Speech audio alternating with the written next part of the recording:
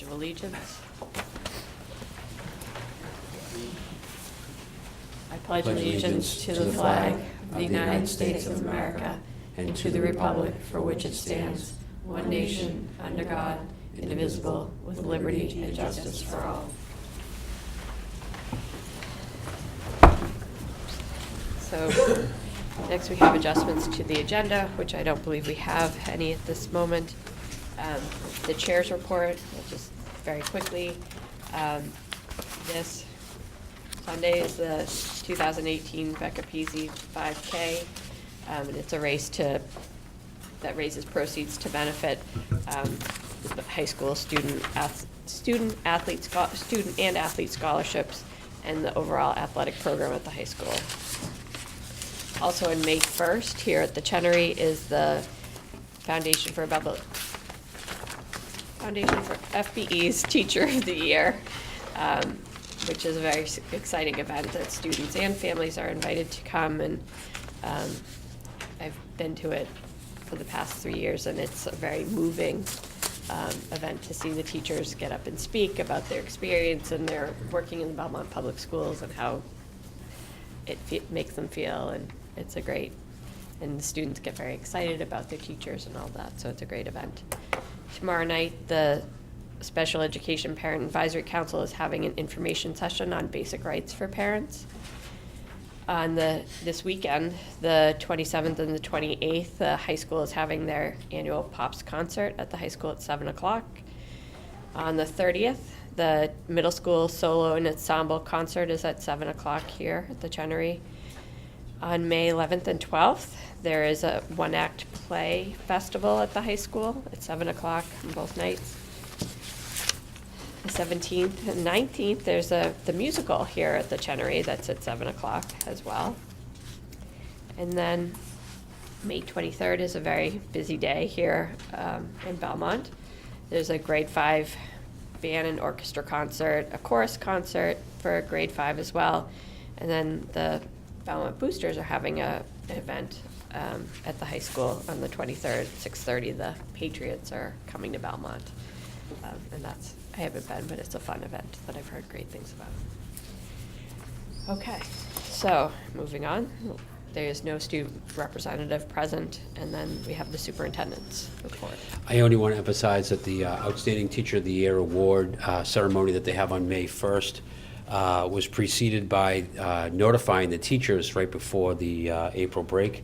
The FBE and their team go school to school recognizing all the teachers. We started at the high school, recognized 2 teachers at Belmont High, came to the middle school, went to the Winbrook and the Burbank and the Butler and the Wellington, and the teachers are truly grateful to be recognized. I think they start off in shock, and then they're very, very happy, and then the kids get really fired up, and it's a really good morning. So very, very thankful to be a part of that day. And like you said, Susan, the May 1 event is a really special night, starting at 6:30, and we invite all the children to come. We tell them that they don't have any homework that night, and that they can stay up late and eat cookies and drink bad soda in the reception and then cheer on their teachers, and so they'll be ready to go like they are every year. So great event by the FBE, and it's a really nice night. And that's it. Okay.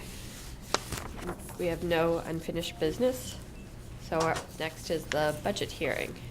And we have in our packets Exhibit A, which is the presentation for the budget hearing. So just for the viewing public, we have, every year we have to do an open public forum on our budget. And we have already presented to the budget to the school committee at this table.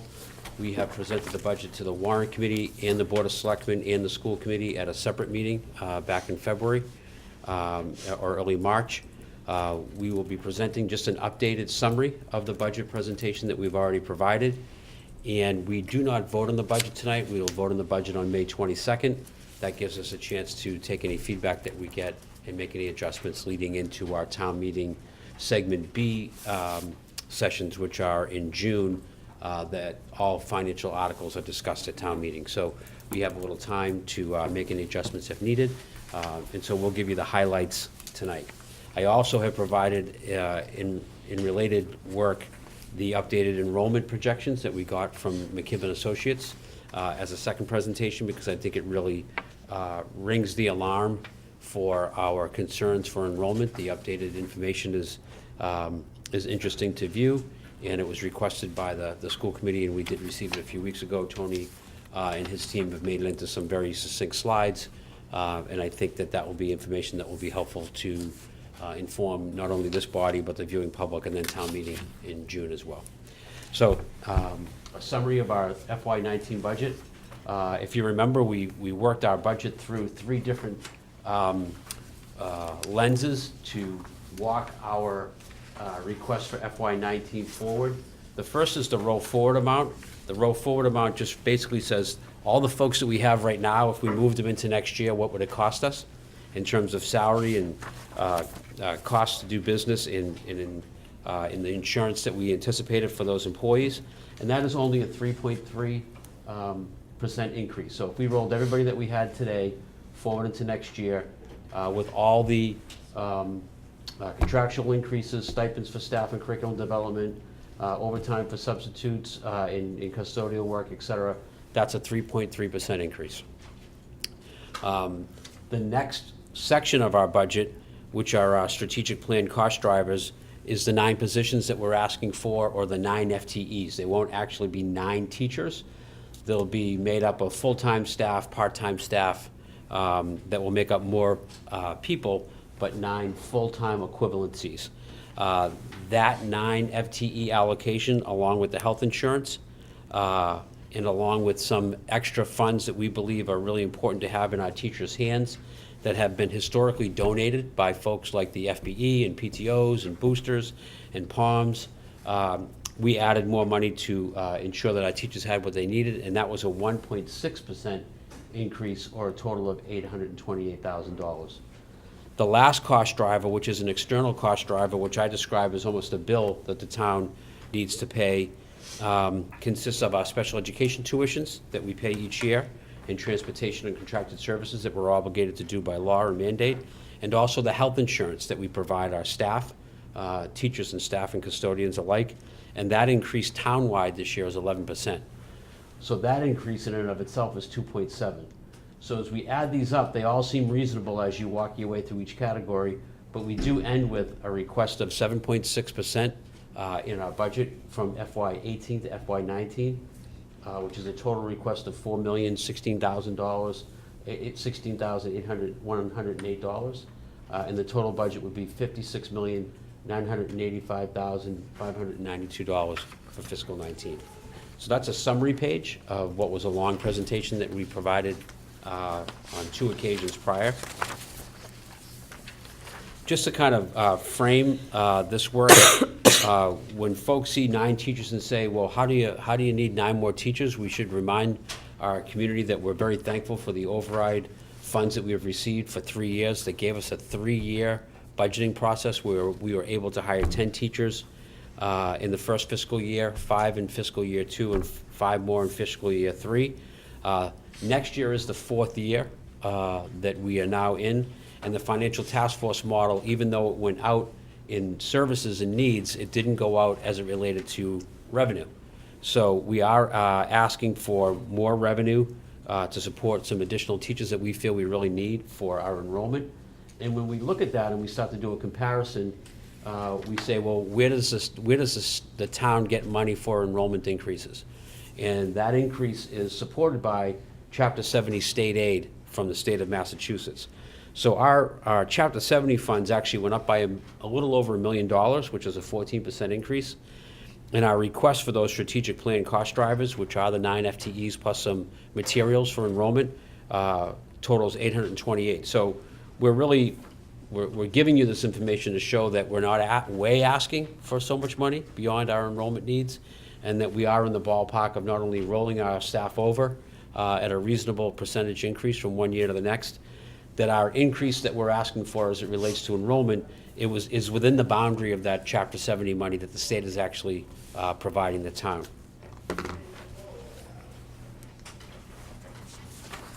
So just a quick overview, the rollover amounts, that 3.3% is in line with the other town expenses on the town side as it relates to what it costs to roll over the town expenses.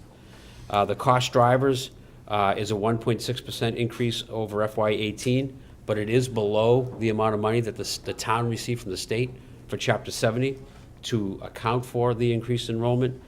And that increase for our rollover for special education and mandated bills is in line with the task force budget that we made over 4 years ago, which called for a 7% increase every year, and is also a product of the health insurance going up this year for the second year in a row at a pretty large clip. We went up 11% this year going into next. Last year was a 9% increase, but the 4 or 5 previous fiscal years were 0, 0, maybe 2%. So we had a really good stretch of low increases in our health insurance, but that 11% this year, that number alone, I think, for dollars represents almost $900,000 just in insurance for our teachers and our staff.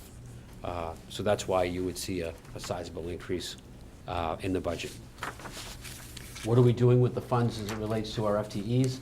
As we have already noted, in draft 1, we asked for elementary classroom teacher, .1 physical education elementary teacher.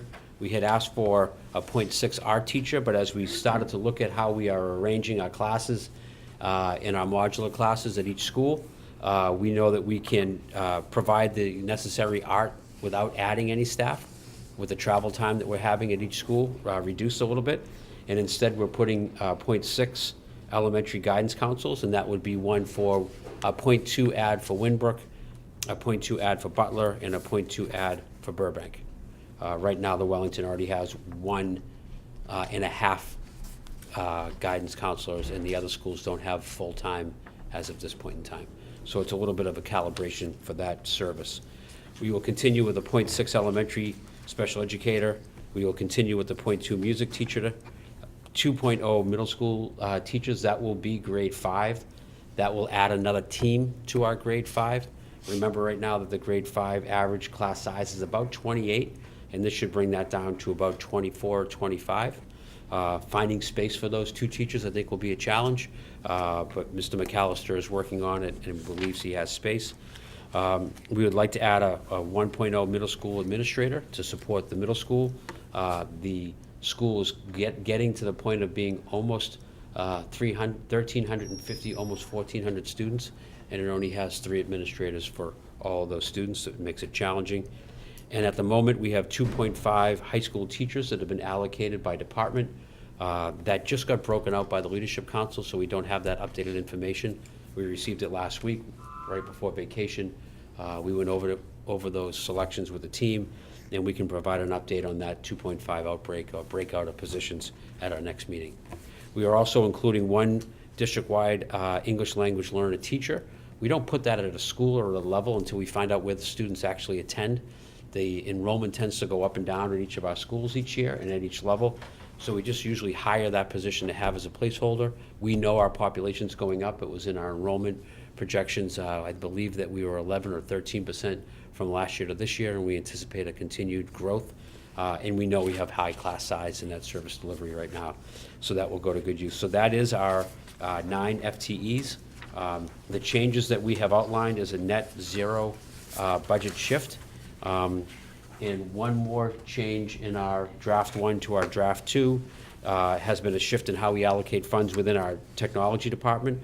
They're not using or asking for more money, they're just shifting how they use their technology staff.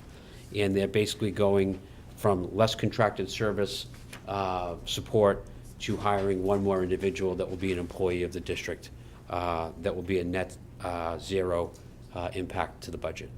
And Steve Mazzola, who we all know does phenomenal work, feels like he can serve the school population best with this reallocation of his funds. So that's the second change from our draft 1 to our draft 2. And also, just to make sure that we're all on the same page, we'd like to include this general summary. Our general fund budget is $56,985,592. We are rolling over all existing positions and adding 9 FTEs, not 9 people, but 9 FTEs. Health insurance is a big driver this year at 11%, and our special education is in line with our the task force model that we developed over 4 years ago. We have developed an implementation plan for how we address our out-of-district costs. And I'd like to thank Tony for his work on this. We have worked with the Finance Committee over the period of 2 years to come up with a formula of how we can balance our special education expenses against predictable revenue through our IDEA grant, our general fund, our circuit breaker, and our lab credit allocations. We use all that revenue, and we have a 3-year model that we keep moving forward and to ensure that we have enough funds to pay those important bills each year. It's just a short few years ago where we were $750,000 short in that line, and now we are very comfortable that we have 1 year of funding or funding resources in a year in advance of those costs. So our circuit breaker money that we get every year, that the state says you should hold for the next year's expenditure, we made it to that level of being able to be a solvent community around this expense, and we're very proud to be able to have that work done, and it's been something that's been really talked about at our finance meetings, and the warrant committee is well aware of our work in that area as well. We want to make sure we emphasize that we are asking for an increase in text materials and supplies of about $109,000. This is more than we have asked for in the past. We have always kept our text materials and supplies growing at about 2%, and we feel that we've been able to prioritize our needs for our teachers each year.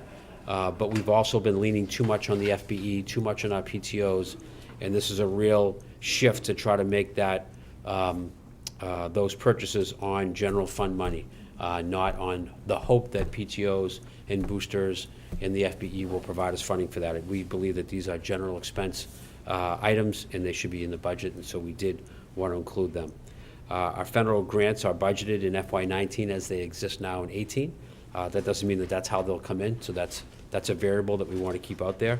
And we have kept our user fees the same, and I believe this is the fourth year in a row that we've been able to keep our bus fees and student athletic fees and club fees consistent. Full-day kindergarten fund, revolving funds will continue to support kindergarten teacher salaries and aide salaries as they have in the past. And we will continue to use our school building rental revolving fund to support the facilities work now that we are a combined facilities town.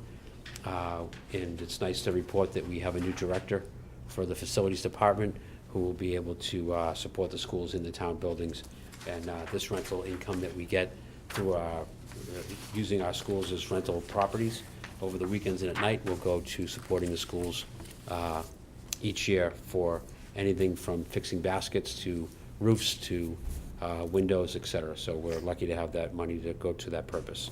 So in the end, we're recommending and requesting that the school committee vote and approve at our meeting in May the draft 2 budget, and we'll wait until May to do that, $56,985,592.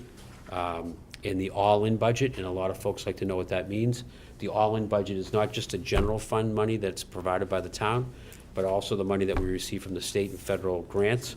That total budget that we'll expend next year in fiscal 19 will be $64,668,040, and that's what we call the all-in budget. The budget packet in the binder that we gave you early in the year has every general fund expenditure and every grant expenditure as well. So we have an all-in budget that's in front of you, and it's actually online right now. So for the viewing public, you can go online to see the longer presentation, and you can go online and see all 742 lines of the budget, of the all-in budget for fiscal 19. It's all on our website right now if someone would like to take a look at that as well. On page 6, there's a figure, 64,000, I think, for increased cost for state park testing. What is that? It actually should be MCAS. For the online, for being able to have the devices. I think it'd be interesting to I don't know, just as a point of knowledge. I think it might pick up here. There you go. Okay, thank you. It would be interesting to see with the move to online, have we noticed any fluctuation in our scores? Do people feel that it's working well? I just feel like it's irritating to me that districts have to cover the cost of something we didn't ask for anyway. So I'd be curious over time to figure out how it's working and wondering if other districts say, no, thank you, Mhm. we like the way we did it before.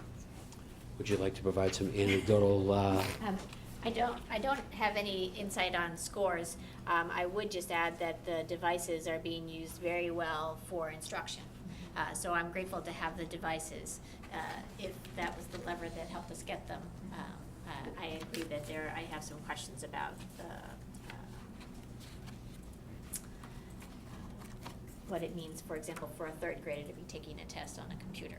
But that's heartening to know that the equipment is being used in many different advantageous ways. In many positive, wonderful ways, Mhm. year-round.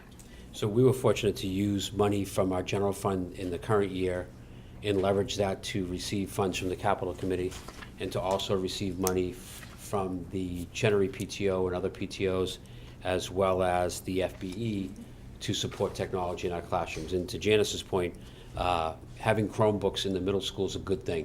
Having everybody tested on a computer is something different, but we're glad that we can have those devices available for students to use, and at the elementary and the middle school level. And so we are an iPad school at the high school level, but we are exploring and utilizing heavily Chromebooks at the elementary and middle school levels. So it's a win, kind of win. I also have a question. So that all-in number of 64,668,040, does that include all user fees and things like that as part of the revolving fees? Yes. Okay, thanks. But it would not include, and this is something that I think gets brought up at town meeting a lot, it does not include money that the FPE has provided or PTO has provided, because that is another level of revenue that supports some basic functions of the district sometimes, and so that's not included in that number.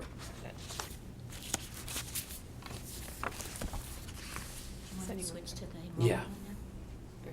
Does anyone have questions or any more comments on the budget, or? I did just have one question, and I apologize if this is something that got explained at an earlier meeting that I just wasn't here for, but in the category of, I don't remember what page this is listed on, but of the, page 4, I think, in the increases, no, maybe it's not on page 4, somewhere in there. Increase in the category of substitute stipends for staff and Mhm. curriculum development, custodial overtime, Mhm. and it's a pretty large increase. I Mhm. was just wondering what the narrative background on that is, why it's such a 50% increase in custodial overtime, or whatever the exact number was, and that category altogether. I'll give you a couple of parts, and if I miss any, Tony can fill in. We've committed to in our contract negotiations to have substitutes at the high school. And we haven't had them in the past, so we're adding money to that line to be able to provide that and have coverage for our teachers who are out and for our students. Got it. Our custodial overtime has really been substantial over the last few years due to a couple of reasons, and we want to make sure we have enough money for that. With our new Director of Facilities, one of the questions that we had in the interview process was, how do you provide a cost-benefit analysis to too much overtime, and when would that equal another custodian? And trying to have that kind of look at all the things that we do as it relates to facilities. And so that's something that the new person coming in will be in charge of doing, because that could that overtime cost could actually be another custodian to fill a role and to get the work done on a regular shift instead of having overtime. I know that because we have night cleaning at the middle school and the high school, that by the end of the winter season, our custodians are tired. They're doing a lot of night shifts between snow removal and then events that maybe more bodies would be better, so we'll let that person do that evaluation, but that's the money to guard against that. Is there anything that I missed? No, that's it. Okay. Thank you. Anyone have any more questions or?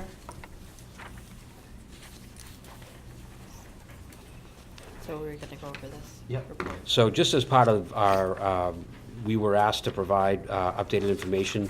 The title McKibben Associates was the group that we engaged back in 2016 to get ready for the MSBA process and the new high school project. We wanted to make sure that we had data that we could compare the MSBA's enrollment data to. And after a couple of years have gone by, we decided to refresh the data points, and we wanted to provide them to the public. This is a slide that we have had in our presentations in the past that show enrollment predictions that go out to 2032. And what the McKibben Associates folks would tell you is that for the first 5 years of their estimates, they seem very, very confident.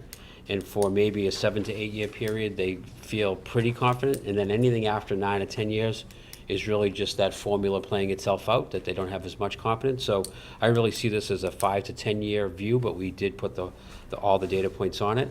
At our elementary school, what you can notice in red in 17-18, in that 18-19 school year, we're about at that peak enrollment from their perspective, that we are hitting that wave is at the highest point of the elementary school, as they would suggest. If you notice, the line doesn't go really back down too deep until way out until 32. But we are supposedly at our peak at the elementary level. We'll wait to see how that bears out. And these numbers are higher at every level than they were in their 2016 presentation data to us. At the middle school level, it gets a little more concerning. The peak will come at about 2021-22, and it actually reflects a peak enrollment of 1,621 students at the middle school. This is a school that is currently about 1,350, and just a few years ago was just 1,200. So they're going to absorb over 400 or so students over about a 5 or 6 year period. That's like the Butler or the Burbank school in about a 4 or 5 year period. When you look at how that starts to go down, this doesn't go all the way back down to where it used to be. It actually stays. So hovering at that 1,500, 1,520 level is a sizable increase, and that's the long run stay. So we talk about the watermark going up and down if you flooded your basement. Now that new line that you see in your basement is getting up towards the 3rd or 4th or 5th stair, and it's going to stay there. So there is a worry about the 4 grades at the middle school being such a large number in 2021-22 when it peaks, and then it stays pretty high. When you go to the high school, you see that tide roll forward, and you're at a 1,667 peak enrollment in the school year 2025-26. And again, what you see is that doesn't let go. It stays at about 1,550 for the ongoing period. So again, our new watermark is much higher. So this concern that we had a few years ago about enrollment being higher than we anticipated, we thought about 360 per grade, and right now we know with those numbers, we're going to be averaging about 390 at the high school, 380 at the middle school, and about 360 at the elementary school. So why are they different? They're different because students come in as the years go by, and they might start high, but they add a little bit each year that incrementally creates that average that's higher at the higher grade levels. So in summary, we have where we were in 16-17 at 4,470. Again, we're using just 1 year ago. If we went back 3 or 4 years, that number would be about 3,300. It wasn't very long ago we were 3,300 district. When we look at the peaks at different years, we want to make sure that we're aware that these peak numbers are really, really high per grade. But then when we look at we decided to pick a 10-year out number, and when we look at that 10-year out number, we have an average of 365, 379, and 397, and we will be almost a 5,000 school district in the next 5 to 10 years from a 3,300. So it's a substantial amount of students. I am thankful and appreciative to the town for the modulars that we had put in place at the high school and the modulars that we have just put in place at the middle school, for the modulars that we'll be putting in place at the Burbank to support the capacity to have this enrollment go up. And we're excited that we are engaged in the building process where we have reconfigured the district, which is a really big deal for a district to take on, but it does actually get the district a school and another school in a one building project, which is that 7th and 8th grade building next to and included with that 9 through 12 building that will alleviate a lot of our capacity concerns. And not to mention that when we talk about the operating budget, adding 9 teachers will be great, but we're noticing that our FTEs, or our full-time equivalencies in our teachers, are going up, but the enrollment seems to be beating it a little bit. So that gap is still there. So we will be continually asking for more staff as we move through the next few fiscal years. And we won't ask for staff forever. We'll ask for staff so we can meet that need of what does a school look like to be staffed for 397 students per grade at the high school level or the 7 through 12 level? What does a school look like to be staffed at a 379 per grade? So we're not gonna ask for more than that, but we know what the range is and what the peaks are and what the average will be over time. And so we're looking to staff our school accordingly to those numbers. So it's not just something that we're just keep asking for more. We're asking to meet that target. And that will be the work over the next few years for the school committee and the district. So,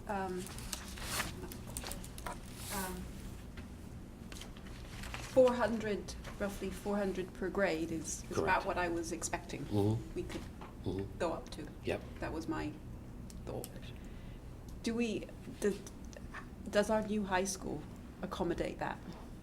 So we had that conversation today, and so we have an enrollment, design enrollment capacity, the design enrollment number of about 2,300. I don't know the exact number, we may have said it, 2,300. But at a high school, that does not measure out to be your capacity. That means there's enough homeroom seats for about 2,300 students. But when students pick up and move to their classes, which is also art, the field house for physical fitness and wellness, and world language, et cetera, now your building is almost like a 4,000 to 4,300 capacity building. I think Bill Lavallo has that escalator on in his memory dial. So we believe that we have enough room in the new building, 7 through 12, to address this enrollment increase. The spaces that will be compromised at certain peak periods will be places like the cafeteria, as an example. That might be one space that's a little bit limited. So we could build it and it could be at capacity right away, practically.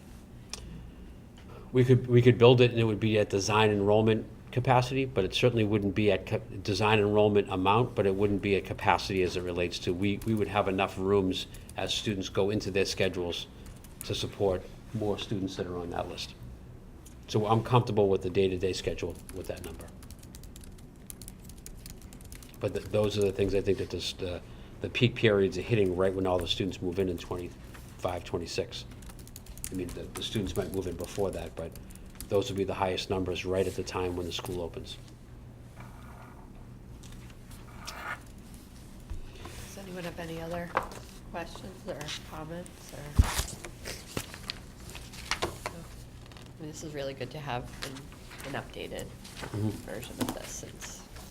So we will incorporate this Change. work into our town meeting presentation. We'll do this kind of presentation for town meeting, and we'll add the enrollment as well. I think it's important for the town. Just see one that. last question is, for comparison to the other districts that we typically compare ourselves to, same trends, or? I haven't looked around lately to Arlington and Lexington. I know that they've both been experiencing large increases. I haven't explored more than that. I haven't done any comparisons lately. Do we know about the methods of how they're calculating this? And I know that in the past, enrollment projections have claimed to account for new housing developments that get built, but we always seem to outpace the projections. So with so many new housing projects coming online in the next 5 years, I know that's one thing, but also the trends in the sales demographics of houses and like people moving out of Belmont who don't have kids in the schools or getting replaced with people in the schools. Do we know how their methods take into account those different things and how confident we are that this is really enough of a projected enrollment? I think that so far we've learned a couple of things. One is that they're always a little lower than what we think. We've always experienced a little more actual enrollment than what their projections are. They have taken into consideration the two apartment complexes that are going up, one that's not built yet and the one that's coming online right by our wife. They have included those in the projections. And as it relates to how do they account for turnover of houses, they actually have the average age of a person who sells their home, and then they go to the census and they find out how many people are turning that age, and as they turn that age, they anticipate the home opening up, and then what's the average move-in of a family and how many children do they have. So they have a real long list of variables that play into this formula that's pretty consistent with the MSBA's formula, but they go into a little more detail. And so I do feel confident that they're hitting all the right spots in terms of the data points. But we continue to beat the odds as it relates to just having a few more folks every year, and incrementally that begins to catch up with us. So, this is a very reputable group, and they're based out of North Carolina, and a lot of Massachusetts schools and schools nationwide use them. Anyone else have comments or questions, or? Okay. Thank you. So, we'll just note again that the vote for the budget hearing, the school committee will not vote on the budget until the meeting of May 22nd, 2018. So this is the opportunity tonight for people to voice their opinion on or give any feedback on the budget, but we also will give a final vote. So if people have comments or questions, they can feel free to contact us about it. So next on our agenda is a presentation from Belmont Youth Hockey on a proposal for, about the recreation center. Could I pause and say, now that we're out of the budget open forum, if we had anybody who wanted to have citizens' concerns, they could do that. We didn't say that out loud. Does anyone have citizens' concerns? No. Okay. Perfect, so now we can go to the Forward. regular session. Okay. So, welcome, Bob. We are very happy to have Bob Mulroy with us from Belmont Youth Hockey. We have gotten to know Bob over the last few years, as Belmont Youth Hockey has been generous enough to try to provide some creative options to the need the town currently has and desperately will have in a few years as it relates to the condition of the ice rink that we are lucky to have on our high school campus. The rink has been revived many times over the last 10 to 15 years and is definitely on its last leg. It would be a substantial cost to the district and the town to build a new rink or continue to put money, good money after bad money, and invest in something that continually grows older. Belmont Youth Hockey is the primary user of the rink for our community. Our high school athletes, girls and boys hockey, use it as well. And so we asked them to present to us a few years ago to get ready, and then the new high school came aboard, and we wanted to make sure that we had our space and footprint of the new high school set before we had Bob go too far down a design plan to look at what could happen on the site. Bob and Belmont Youth Hockey, thankfully, were very, very patient. They used some really great inside help from SMMA, an architectural firm that one of their owners and one of our parents and citizens is here tonight as well to do some work to design this facility. And Bob is going to show us what it could look like if, in fact, the school committee and the town wanted to enter into a public-private partnership to have the rink built and maintained and serviced by a private group, but had the full amenities and full open service to not only the high school athletes, but also to the town and the community for youth hockey, and as we'll see, some other uses as well. So we've been talking about this a lot, Bob, behind the scenes and with different groups, and we wanted to have tonight be where we just put the whole presentation forward so the town can get a little view of what kind of creative options are available to us. And I think it will be incumbent on the school committee and eventually the Board of Selectmen to talk about whether or not this public-private partnership would work and what it would entail legally from a lot of different angles. But we wanted to kind of get out because we're really excited about what could basically be a really great opportunity for the town if we were to go down this path. So, Bob Mulroy, thank you very much for your time, and welcome. Great. Well, thank you, John, and thank you to the school committee for your time tonight. As John said, this is a project that's been underway for many years, and it's a pleasure to be back after 3 to bring it back up, and it's great to see the progress in the high school. We're hoping that the idea we're going to talk about tonight is something that can complement the high school project in many different ways. So let me start off with a little bit of a summary of what we're going to talk about. First off, the town has significant recreational needs. As John mentioned, the existing ice rink is obsolete. We'll talk a little bit about that in a second. So it's not a question of when it will fail. If it will fail, it's when and what that date is going to be. Beyond that, there's additional needs for a wide range of recreational programs you've been looking at the growth in your student population. The same growth in the student population is affecting all the youth programs in town, demands for fields and indoor field space, and so that's an issue. And then just looking at Concord Avenue, where many of these athletic events take place, there's a need for improved parking, improved safety, drop-off, all that. And so what we've tried to do is take all of those concerns and incorporate them into one project that could address all of those together. So the idea is a new multi-purpose recreational center, that it would be integrated with the new high school and the pool facility, and that in working with the town over the past 5 to 7 years, there are a number of other programs in town that are higher on the capital list, and we recognize that, and it's really great to see the new high school moving forward.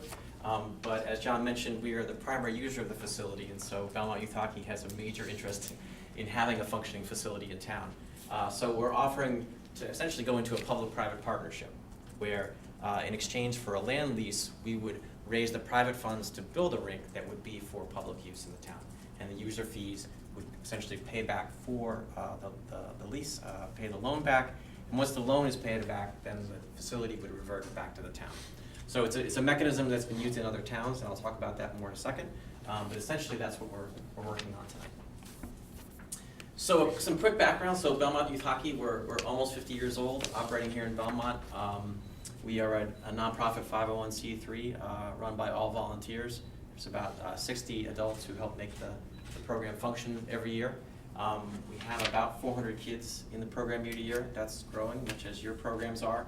They range from 4 years old up to 19 years old, and we run 8 different development programs that range from learn to skate to learn to play for both boys and for girls, and then we have 22 competitive teams that compete in different leagues around Greater Boston area. And as John mentioned, we are the primary user of the current facility. We account for about 75% of the purchased or the revenues that come in that fund the operation of the facility, that allow the high school and others to use it. So we have a significant interest in making sure that it's a functional facility.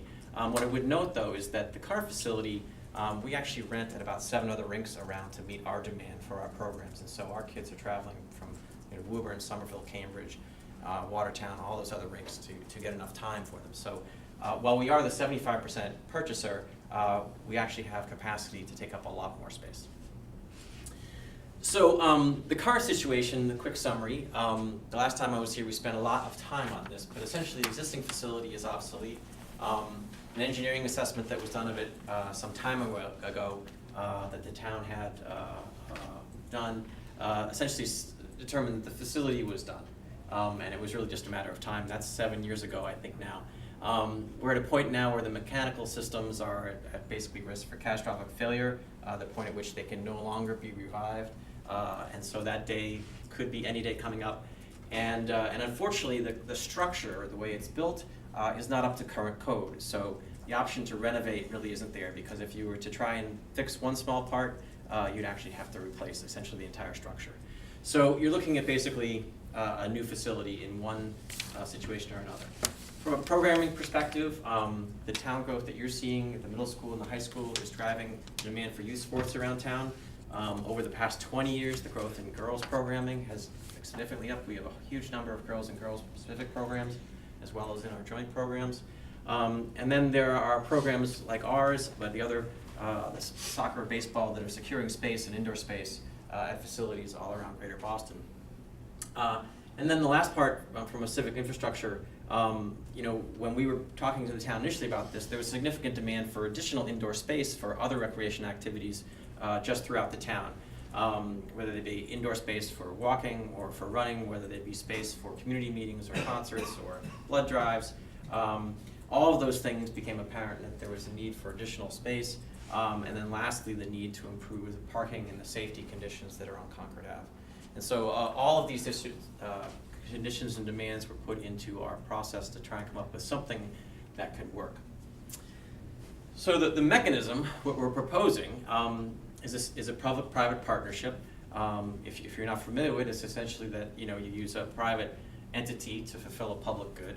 And that there are all kinds of precedents for this. They range from companies that provide food services in the schools to the companies we hire to pick up garbage, all the way up to partnerships that have occurred locally, and I'll walk through a couple of examples where a nonprofit or a for-profit entity will manage or build a recreational facility. So locally, there have been 2 examples of this that are recent. The first is the Bead Pool in Concord, which is a 4-pool complex as well as a health club for the purposes and for the use of all the residents of the town of Concord. The way that worked is a nonprofit like ours secured a lease for the ground, used that lease for the ground to go out and secure financing to build the facility, and then once the facility was built, the town recreation department actually manages the facility, charges user fees, those user fees to go pay back the financing, the lease. So we're working on something that's very comparable to that. But that's a situation, again, that addressed a public need for recreational facilities where the town didn't have the capital to build it right then and there. The second one is happening right now, and it just broke ground, but the town of Wellesley has leased land to a private developer who's going to run a commercial operation. This one is a multi-purpose, a very large recreation center. It's going to have 2 full-size rinks, an indoor soccer field, and a full 25-meter pool, as well as a diving pool, all built in one complex. And so that private developer is going to build the facility. The town's going to have priority access for all of its recreational programs and all of its schools. But again, the developer is going to raise the financing and pay it back with user fees. And so a couple of examples locally. What we're proposing today is much closer to what's gone on in Concord, where we're not a private for-profit company. We are a nonprofit. And so the idea here is that we would execute a land lease with the town that would cover the term of the financing to pay back the loan. That in exchange for the land lease, we would provide specific hours for use of the Belmont High School for the recreation programs in town. That the town would then have the option, once the facility or the loan is paid off, to take back operation of the facility. If they loved how everything was going, they could continue to contract for its operation externally, but that would be an option at the end of the term of the lease. Belmont Youth Hockey would go and secure private financing to build the facility, and then we would secure private management to run the facility.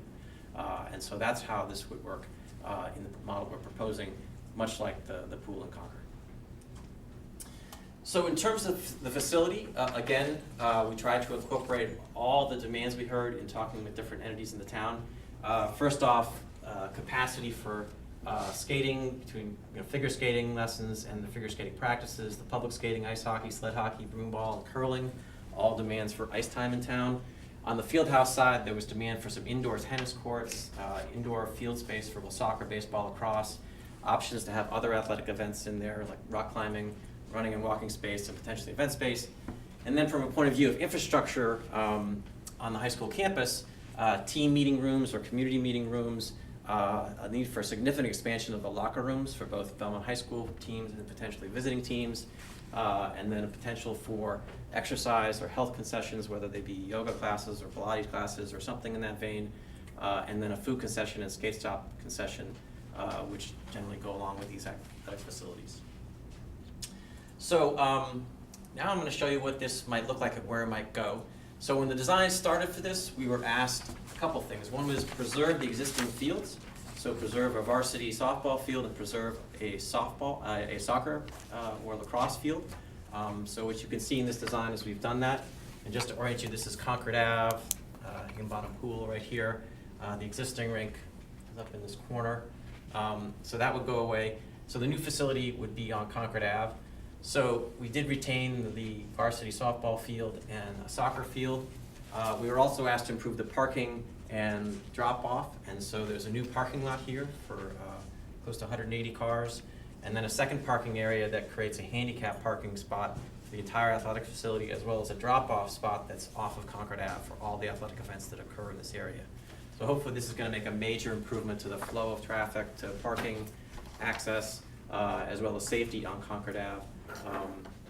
And so we know that's going to hopefully align with a new traffic light that's going to come down in this area for the high school project as well. So essentially the design tried to incorporate a lot of the sort of civic aspects we were asked about parking and safety and retain the existing field space while gaining parking. And so that's what we've done with the design on Concord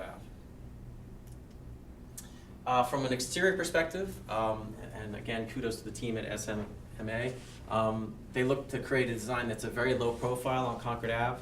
to create an area for drop-off, pickup, to create a lobby here that could be used for community events or road races, restroom facilities as well. And then from the rear of the building, what you can see here is it integrates into the athletic fields by creating a set of steps that serve as effectively stands for both soccer and for the softball activities. And so we think it's a design that really works pretty well with the existing space, gets you more than you had today. And then when we get to the programming, and this is the exciting part, it offers a much broader range of programming options than the current facility that has today. So this is what the inside Wood Lake it looks like, and this is a preliminary design.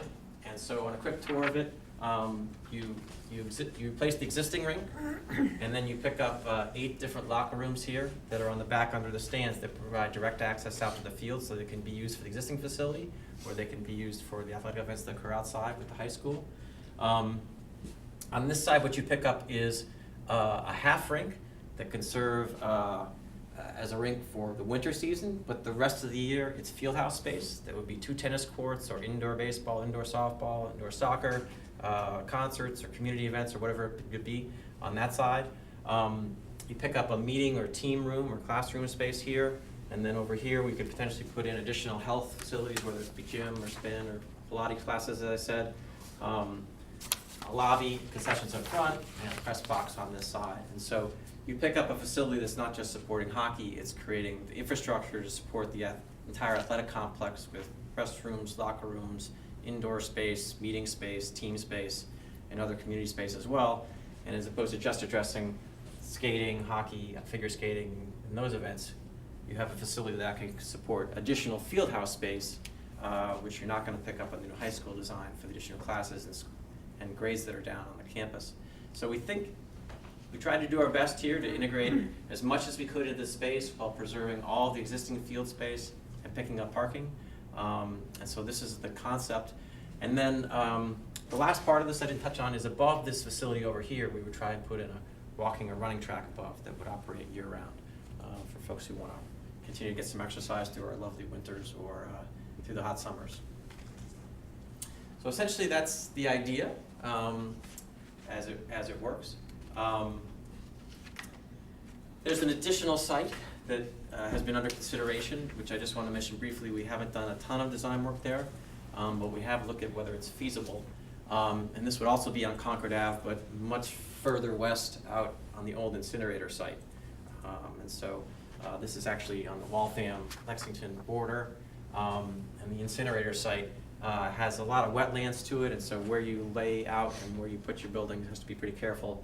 But we were able to do a quick layout with the help of the team at SMA, and they were able to, essentially place the same size facility, a little larger, in the same space there, while preserving a couple spots that could be used for development for other purposes, about 3 acres. So they could be other athletic fields or other buildings or something like that. So there is one other spot. I think this facility on Concord Ave, we tried to design something that integrated right into the high school campus and hopefully become a major, civic asset for all the different programs in town. But understand you're going through a lot of work with the current high school design, and so another building there may be a challenge. So there is an alternative site that's under consideration out on, also on Concord Ave, but a little further west. So in terms of where we are with this process, as John mentioned, we had started this some years ago, and the high school project came along, and things had to be put on hold until we could figure out if there was space, as well as figure out what design would integrate with the facilities that would come with that new high school. And so having worked in parallel with that, we've come back with this concept, and it's one we hope that you'll consider. But essentially, we'd love to get some support from the school committee for moving forward. Subsequent to that, we need to work with the town on town meeting, and then into an RFP and lease agreements and finalize all the plans for this in terms of the design and the cost and get the financing all lined up. So today really was just to reintroduce you to all the concept of what this could be, and then as a school committee, get your feedback on how this may work or not work with the thoughts you have on the new school. So thank you, John. Thank you. Does anybody have any questions? And this is a lot to think about, and even though there's been a lot of conversation over the last few years, and some planning and then some idling because of the new building project and getting the footprint set. And the hope would be that we could re-engage in this conversation as a town and really try to be creative about how we have a real challenge that could be solved without really an expense to the town, but a partnership that would really be creative. And to add my 2 cents, I really, after looking at different views of the incinerator site versus the school site, it gets complicated to put it on the school site, given the construction that we'll have with the new school building.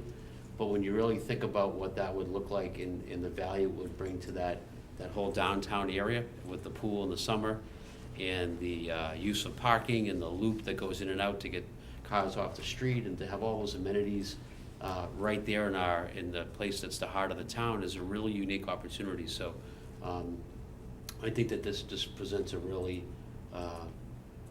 interesting option for the town to consider, and this is the first group that gets to hear it. Does anyone have comments or questions? I mean, I would like to say that I'm dating myself, but years and long time ago, the rink was used for a different purpose in the spring. It was tennis courts and all that, which it's not now anymore. So it would be nice to be able to have a facility that could offer that. Mhm. And all the other opportunities that are being presented, because I think that's what it was tennis in the spring and summer, and then Mhm. that was a long. Back to the future. Yes. So I think this is bringing a lot to the whole town. And as a hockey mom, which I didn't think I would be, but I am. It's exciting to see, Belmont is one of the coldest rinks in the area. And I try to avoid it if I can. Can I add one more comment? Yeah. I'd like to thank Ara from SMMA and also Bob. When we talk about waiting for the building project of the high school to be settled, or at least a footprint to be settled, it gave us time to think about what supplemental and complementary features it could have to not only the community but to our student athletes at the high school. So creating options for students to use locker facilities and have it access outside fields and maybe indoor practices in the spring. Everybody's looking for a dry space right now to play softball or baseball or lacrosse, and having space to practice and to use in tandem with our field house is a huge asset to the town, not to mention the community. And I keep thinking about the FBE's road race that we have for Dan Scharfman, and that would be a really cool spot to be able to host that rain or shine and have those types of townwide functions and really have incorporated a lot of community use with this process. So I really appreciate the thoughtfulness into that part of the work. One other thing I think that shouldn't go understated, it was stated well, but it shouldn't go understated, is the enhanced You come to the drop-off. Come to the mic. Yeah. I'm sorry. Is the enhanced drop-off. I think as a parent, the safety and the congestion of this whole area with relative to parking, relative to drop-off, relative to safety is a concern. It's not an overly huge concern, but it's definitely a concern. The amount of parking that's being added and then the drop-off sequence would be a significant improvement to the area beyond the aesthetics and beyond the facilities. So I think that right now that's a challenge. And that would be year-round, because you have That'd the be pool in year-round. the summer that you have the extra spots for. Absolutely. And then the year-round use of the complex and the fields and the other high school pieces would be Yeah. supported by that. Yeah, and you would pull a lot of parking off of these streets and pull them into here and here. Right. Agreed. Can I ask, what have you done, what is your anticipation of how much traffic or users would increase on this site? So my sense is that the increase would be minor, because the facilities that we're replacing are facilities that are being replaced. So obviously there's a little bit more with the enhanced half rink, there's a little bit more with the. The enhanced what? with the rink. enhanced half rink, you have a half rink more than you Oh, currently half have. rink, okay. And you also have, some studio space that you didn't have, but the fields are the same number of fields. You already have a rink, so you're not really adding a lot of population. You're just taking away the congestion and making the sequence much safer and better, but there's a little bit added, but not significant added. So the concessions and meeting spaces and athletic facilities, you consider that as user neutral in terms of any kind of increase? No, I said it's a minor add, but it's not a significant add. So you currently have all those same fields, you currently have a rink, you currently have a field house. So what you're adding is a concessions, you're adding a skate shop, you're adding a couple of spaces that are classroom spaces or studio for Pilates or something like that. But I don't think, from a percentage perspective, I don't think you're doubling the amount of occupants. You might be adding 15 or 20%. In today's world, you also have the white field house here, which creates a lot of traffic, and I saw it from relative to, you're essentially taking the existing traffic with existing facilities, inclusive of the white field house, and without the white field house, and redirecting it towards better parking and better drop-off. So it is an incremental change.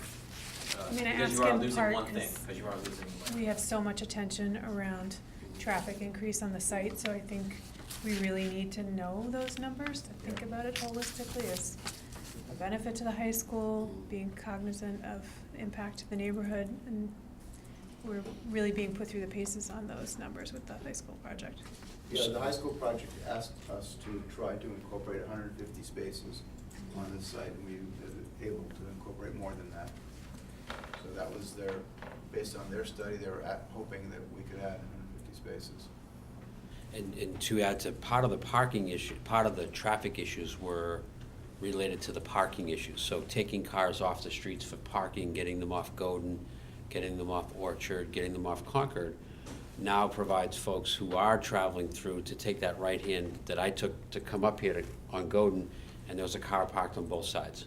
And you had cars going both ways. So hopefully that 185 spots in that loop in front of the facility, take all those cars out of the neighborhoods and put them into parking lots that are already going to these functions anyway. So it is an incremental add. You might have a couple of rec programs working out of the Pilates room, or you might have a Pilates class, or the sheet and a half might have one more extra Pee-wee team playing on the small rink. But in the end, 180 spots in a town like Belmont is a real big catch in terms of pulling cars off the street. The other thing that was happening today, if you came by at around 6:30, was I think there was 5 buses for kids' sports. It was track baseball, I'm not sure what the other sport was, probably lacrosse. There was 5 buses on Concord Ave by those handicap spaces that were supposed to be dropping off in front of White Field House. Those would all be pulled off into the loop road.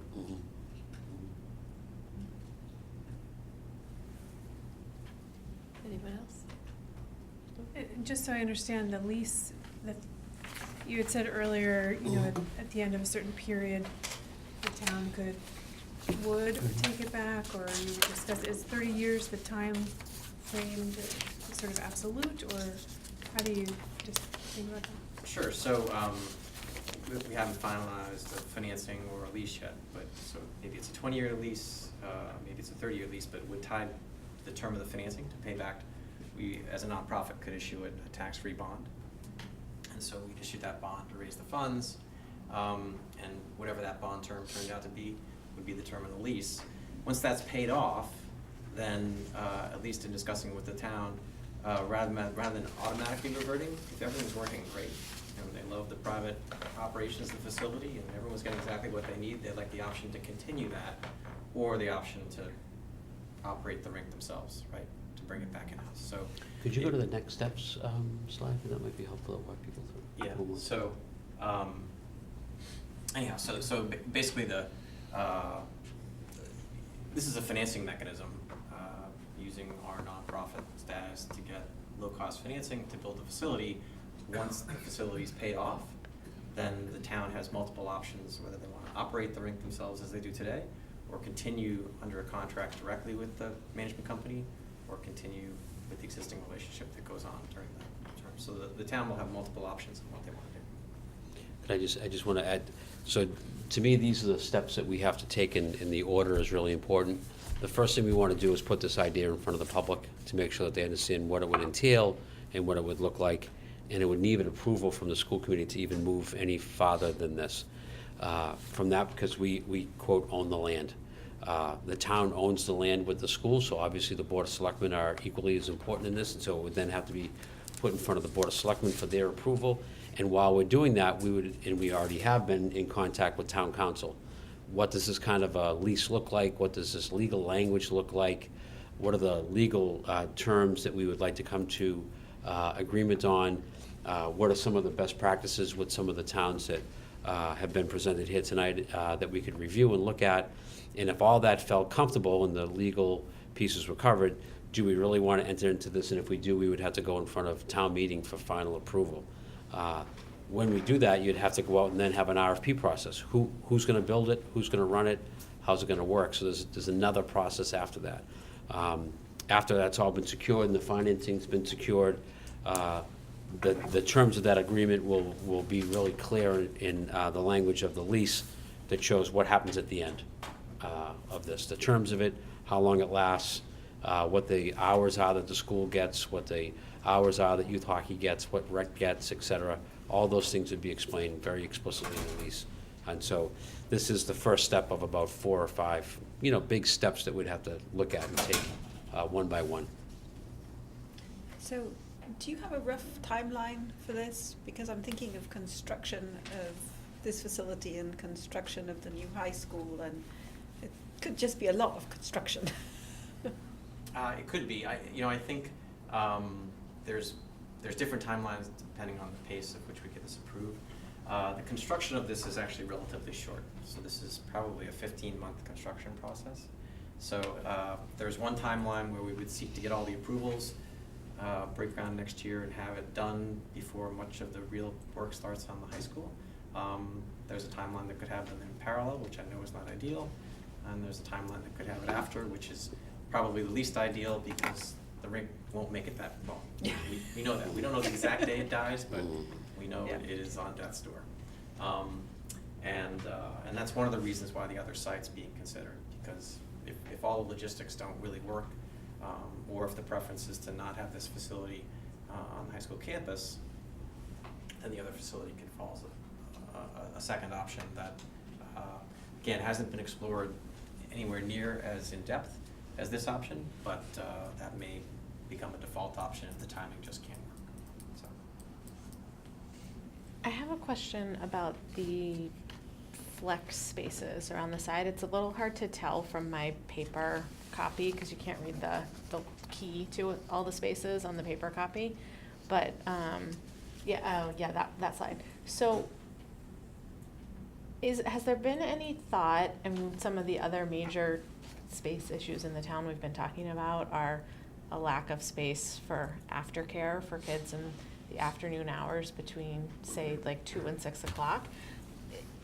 Is there any possibility of integrating into the flex space where there could be some capacity for aftercare programs to be run out of that building? Because that could greatly increase our capacity to serve the needs of kids, just, in a pretty limited set of hours, 2 to 6 p.m. basically.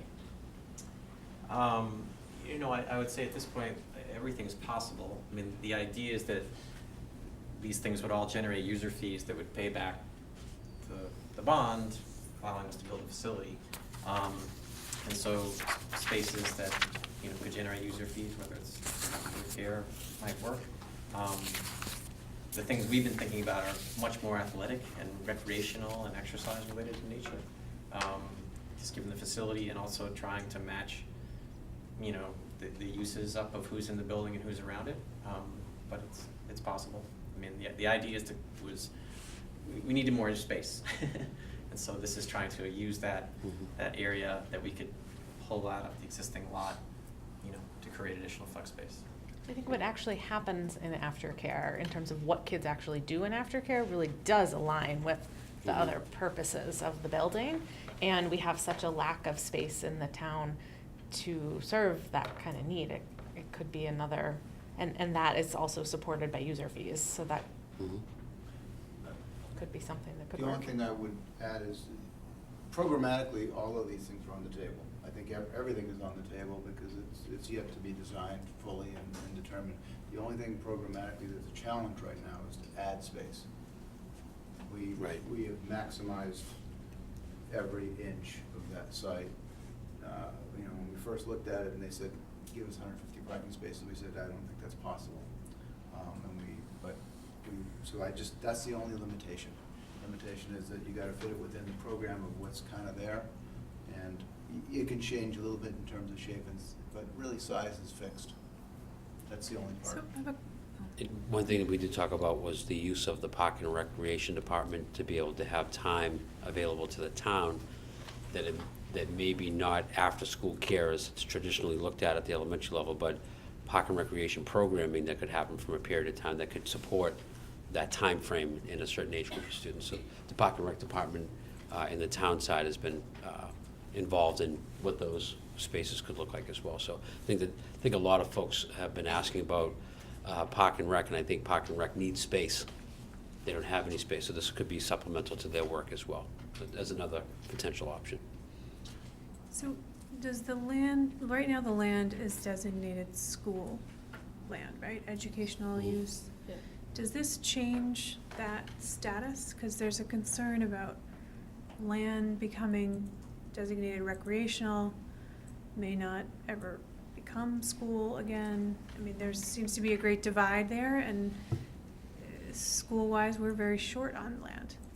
Mhm. And I'm looking at the enrollment numbers, fearing we may hit 400 or more. And where would we ever put another school? And I think, well, that would be a really great space for a school. Would we put one on the incinerator site? I don't know. Maybe you guys have explored that as the space task force. But does it change the designation? I think that I would leave that to the legal review of the deed of the land, which they are actually doing, and the purpose of the land. And that would probably be embedded in the legal agreement that we think is a good idea or is not a good idea. So I think that I would leave that to town council to figure out what it can be called and what it can be used for. That's the question right now for the incinerator site. Can it be used for a public-private partnership?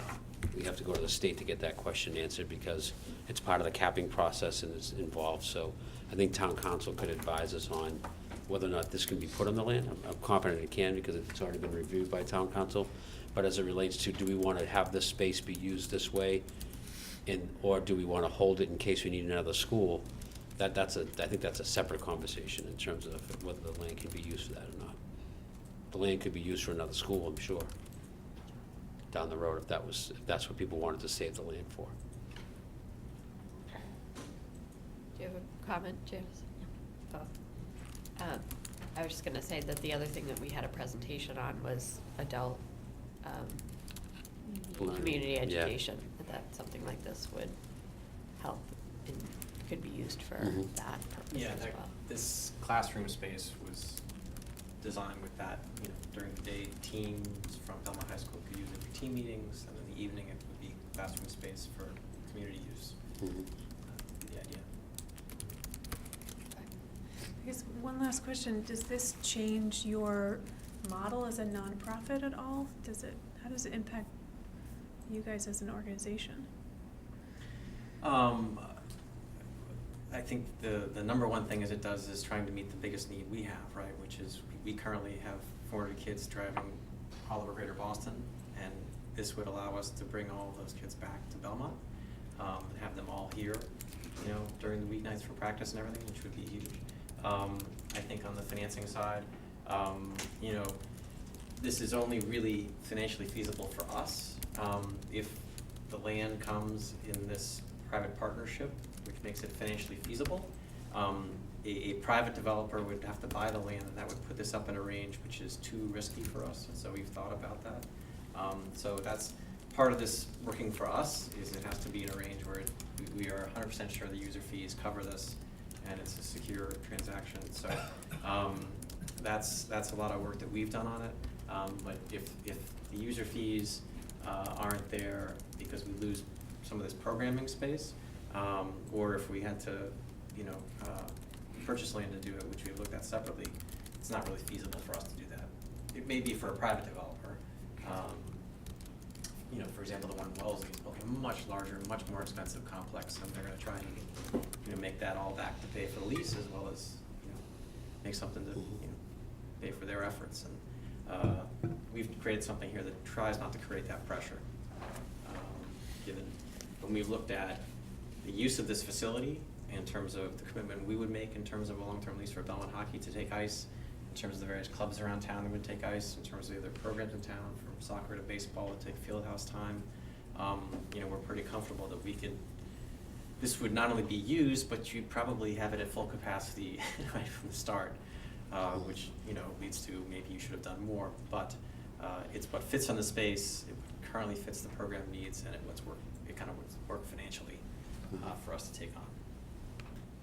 And just one last comment, if the rink went away tomorrow and we started next school year with no rink access, we would be finding money in our operating budget for buses and for rink rental time, both of which are substantial, that we don't pay right now. And it's a really big cost to the district, or to those districts that have to travel even within town to rent ice, or to go out of town to rent ice. So we know that we're gonna have to do a little bit of that potentially during the construction of the new school for different fields that will be offline and then come online. But ice time and renting sheets of ice is a really expensive proposition for the majority of towns that don't have ice rinks of their own. So this is an asset to the town that can be preserved a little bit, and it actually selfishly, on behalf of the school department, is a real cost saver that we have our own rink and that we're able to. Our high school team skate for free because Belmont Youth Hockey rents out the rink and pays for it, essentially. Mm-hmm. So it's a reciprocal arrangement that would move forward. And absent that relationship, or absent this rink, it'd be a good amount of money going out to that expense in our athletic department. Do you know what that number is? I don't know it offhand, no, I can get it. We can get the average rink rate for a sheet of ice per hour. For the number of hours the high school currently uses the facility, it'd be several $100,000 a year, so, to replace that. But the second problem is whether you could get that time, because the time we're able to rent is late at night in different places around town, and so there's a large amount of money to actually purchase that time, but B, whether you could get it at hours, before 11 p.m. somewhere within 20 miles of Belmont is not highly likely. So right now, your organization covers 75% of whatever that total operating cost is for that rink through your own fees, right? So what do you do if the rink is just offline? What happens to your program? Do you? Since it's any day. That's a leading question of why we're here. I can confess I have a hockey player. That's We'll right. see if they keep going. So it jeopardizes our program in that we. So the 75% is our program and what we rent plus the leagues that we participate in. So for the leagues that we participate in, we have to provide allocations of ice time that they rent from Belmont to cover not just our games but other games that they'll run through there. And so the loss of that rink does a couple things. One is we lose a lot of ice time. We probably can't recover it that well with any convenience. And then it loses basically any home games that could happen, which just puts our parents even more in the car than they are now. And so it does significant damage to the program in terms of the interest of people being in it because of the convenience it would drop in many different ways. And so this facility in running through the winter as a rink and a half creates the opportunity for 3 teams to practice per hour as opposed to currently 2. And so it's a significant improvement in the capacity for both the high school programs, where there's upwards of 100 kids right now in the varsity and JV programs at the high school, and you bring in 8th grade, there may be more. But we have significant capacity demands as well, and so this would help meet all those needs and allow all those teams to practice both Belmont Youth Hockey as well as high school teams. So thank you very much. We have a lot to think about. The town has a lot to think about, and we're trying to get in touch with the moderator to see if maybe a report out at town meeting in the spring would be an effective use of time to get the whole town meeting up to date with what this work could look like. In the meantime, I think the school committee can think about where they sit with it, and I think there's going to be further conversations about this project. So thank you very, very much, and thank you very much. We appreciate your time. Thank you.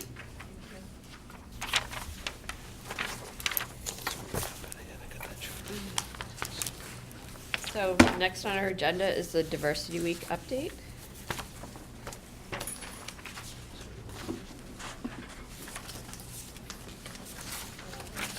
I'm very pleased to welcome Dr. Chris Common and Gabrielle Garcina, who are the advisors of the Diversity Club and have organized wonderful events for our student body at Belmont High School. And I'll ask you to introduce these fine students who've come here tonight.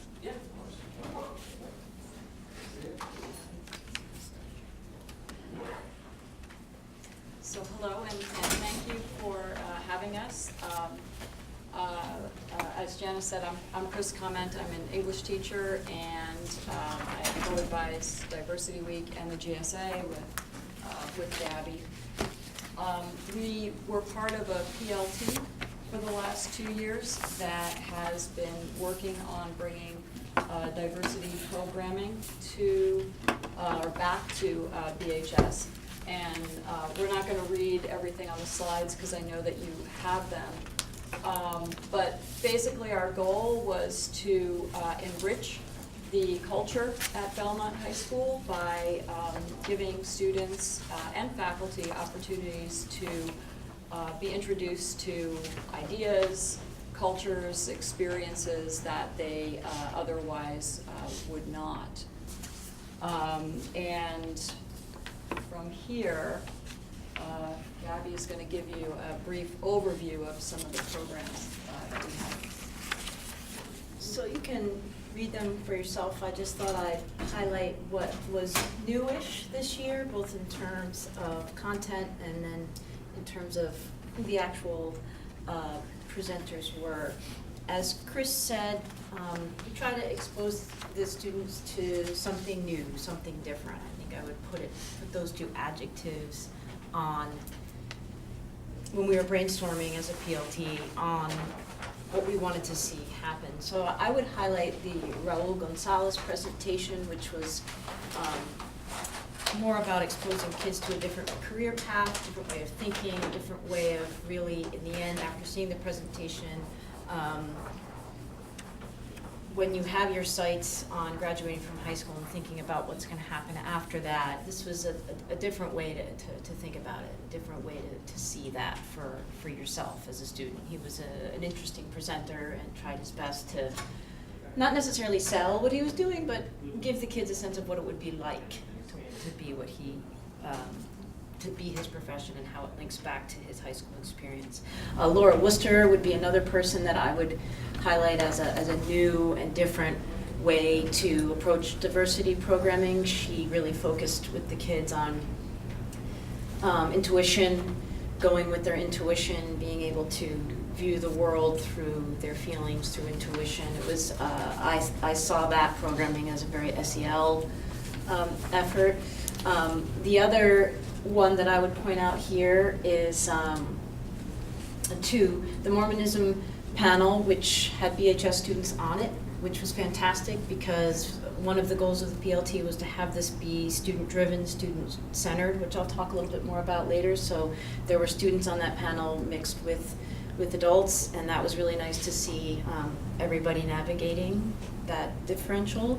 And the GSA panel this year, this was the first year that on the topic of LGBT, students were up on the stage really speaking very honestly and very bravely about their experiences, both personally and at BHS. And I would say of all of these from January through February, we got the most positive, most interesting feedback on the student panel. Go to the next slide. Do you want to go to April or? Oh yeah, sorry. April was an interesting, we did 2 weeks this year, so that was kind of an undertaking. And April was, I thought, different in a lot of ways from February. A lot more student representation. There was a capstone class at Belmont High School. A group of students have conducted a research project on teen dating abuse, and that was really cool to watch them up there trying to figure out exactly how they wanted to frame it, difficult topic, talking to their peers. So that to me stood out as something that really met our goal in terms of having it be student-centered and student-led. The differentiated, the different learning styles, that was completely new. We approached mostly the students experiencing autism at our school and had them, with the help of a lot of support staff at the high school, had them be really vocal and present about their experiences. A lot of my students were pretty wowed by that. And the other one that I would highlight here is the Black and Belmont Medco student presentation. It was really well done, and it echoed an earlier presentation that they had done, but it was it showed that they had come a long way in communicating really what they're about and also what their role is for the greater population, greater good of the high school. So if you have any questions about those programmings in particular, we'd be happy to talk about them. I think our next, I'm going to turn over to the students for a little bit. They'll introduce themselves and tell you their experiences with this program. So I'm Cameron. I'm a GSA leader. I'm a junior, and I was on the GSA panel. So the GSA panel consisted exclusively of current students and alumni. That was, as far as I know, the first time we've done a panel during diversity. It was all students and alumni. It was really well received. We created a video with a lot of GSA members' input, and then we had 2 of the leaders and then 4 people who changed between the 2 times we ran it. So we went through like a 40-minute presentation that we had gone over about our personal experiences, especially in relation to BHS. And then we opened up for questions. Questions were probably the best part. We talked about in the future making sure, actually cutting back on the presentation, increasing the questions. Just wanted to increase student engagement and make it less of a lecture and more of a seminar. Outside of that, one of my, well, not an issue, but I wish I could get more of the Diversity Week. As of right now, it's incumbent upon the teachers to take their classes down. And a lot of classes go once every 2 weeks or not at all. The April week, I went to 1 program out of however many hours of programming there were. And that was a little bit disappointing, but other than that, it was very good. My name is Gil Christian Moira. I'm the host of the Hamo High School podcast, which is a political commentary podcast. So the one thing that when I'm hosting my show, what I think of is getting a spark, getting someone charged over something, whether it's a sports game or some political leader. It's about getting a reaction and getting someone to, even if they don't care too much, to get them to put out what do they really think. And the one thing that I could say that the 2 weeks of the 2 diversity weeks that they were able to do was to get people to talk about it. And it's tough in the environment that we're in right now. A lot of high school students don't bother with politics or with anything that doesn't necessarily pertain to them directly. But diversity week was able to get students who generally wouldn't be interested in thinking outside the box or considering anything. To participate. And for example, we had the presentation for the Mormonism group. I didn't know anything about Mormonism. I heard a lot about it. A lot of things I heard were not true. But then having that, it got me, wow, there's more than that. It's not one side. And so I would describe Diversity Week as a great success because it's doing one thing really well. It's getting students to talk about things. Even if they're really uncomfortable, it's getting students to talk about things that they usually won't talk about, and that's tough. That's really tough. English class, a lot of English teachers make efforts to get students to share how they feel and what's going on, but that's really tough. A lot of students don't like to participate. But Diversity Week it got students in a place where they can, after the panel, they could go to the caf, talk about their friends. Oh, that was really cool. I didn't know that. And I think that's amazing that we're able to have 2 weeks out of the year, but 2 weeks where almost anything is acceptable. You can talk about ideas that you haven't thought about before. And with the LGBTQ plus panel, I learned so many new things that probably without the panel, probably not have invested my time in. And so it's getting that spark that the 2 weeks are really great at doing. And if there's anything we could do in the future better, maybe incorporate that over the period of the whole year rather than doing it in 2 weeks. But besides that, it's something that it's getting a spark going, and I think getting a spark in young high school students is something we want, right? I mean, they're the future, and so if we can get them, they're the future. And so if we can get them to think past this doesn't apply to me, thinking past, so what about everyone else in the room? If we can get them to think like that, then we can do great things. And these all these presentations, they got people to think about that. They got people to think about, so not just about me, what about my classmates? How do they feel about this? What do they think about this? And I think I would describe that as a huge success. It's really tough. And I see this, my English teachers, they make efforts to reach out. And it's really hard, in a class of 20 students, you might not be comfortable in raising a hand.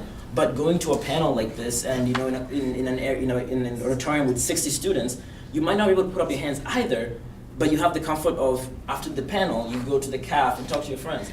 That's really cool. I never thought about it like that. But now that I heard someone talk about it, now that I heard the LGBTQ group talk about it, that's amazing. And so all in all, it's a success. If we could get to incorporate it throughout the whole year, I think it would be amazing. That's it.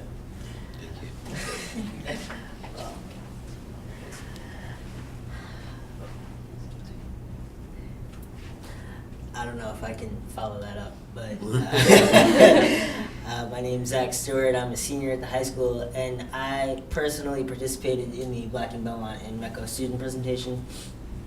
We presented the video that should have been up and running last year, but we had technical difficulties, but luckily this time it was able to work. And so pretty much the point of the presentation was to present to the student body what it meant to be Black living in Belmont, but also what it meant to just be Black in general. And that really showed itself through the MECO presentation. Each of the kids on that panel told their stories and told about what times they woke up in the morning to get to the high school, to be able to get to their classes at 7:30. And the video just showed how much fun that we like to have, and how we're just a group of kids who want to be able to find a safe space for ourselves without being judged or being ostracized, or or having us looked at in a certain ways.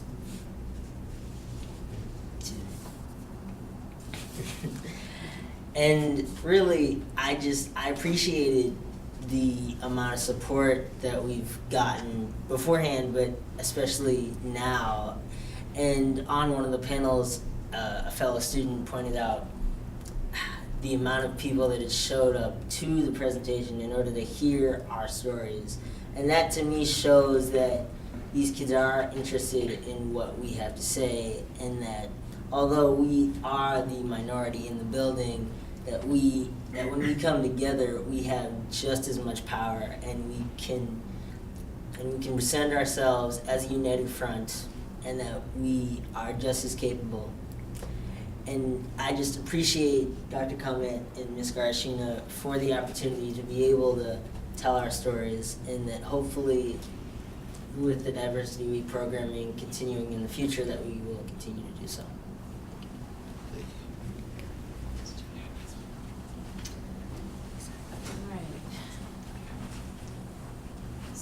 So thank you, all the students. Great. So I think we did survey students after the January week, and we collected quite a few slips of paper with feedback, and we kind of We went through it all and tried to summarize some of the warm and the cool feedback that we got.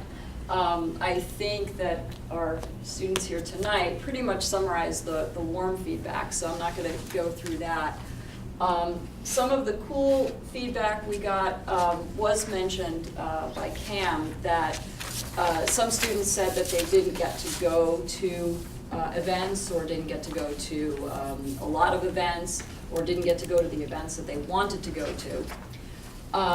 There was some desire for the events to be more interactive, smaller groups, less lecturing, although we do try to avoid that as much as possible.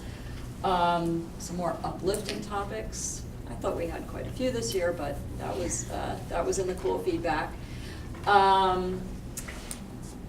There was some confusion about what diversity means, because I think some students are still thinking in terms of oppressed groups, and sort of talking about how different groups are oppressed, and that is certainly a part of the kind of programming that we do. But as Gabby pointed out, we are trying to broaden the definition of diversity and really bring in lots of different kinds of things. And so, that was some of the cool feedback. And where we're at right now, in looking toward next year, we do have a plan that we're kind of working on, and gonna catch Janice off guard tonight, because we haven't introduced this to her yet. And of course, we're gonna have to wait and see who the interim principal is going to be. That's also a big factor.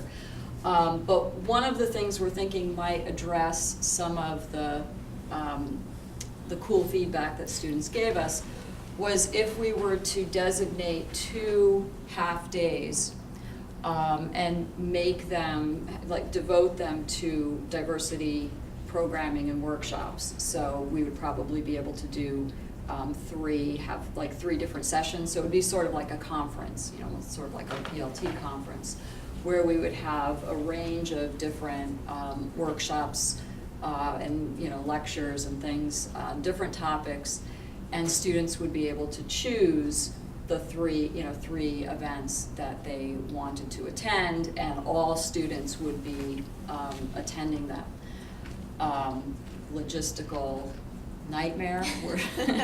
We're still. We know another district that. But there is, we have talked to Needham, who does this format, and they said it works really well. That it does take, it is very time consuming to do all of the scheduling and all of that, but it can work, and so that's what we're thinking about at this point, because we definitely want to see Diversity Week or Diversity Days continue. I think Gil's point about having this spread out across the course of the year is certainly the ideal, and maybe at some point we'll get there.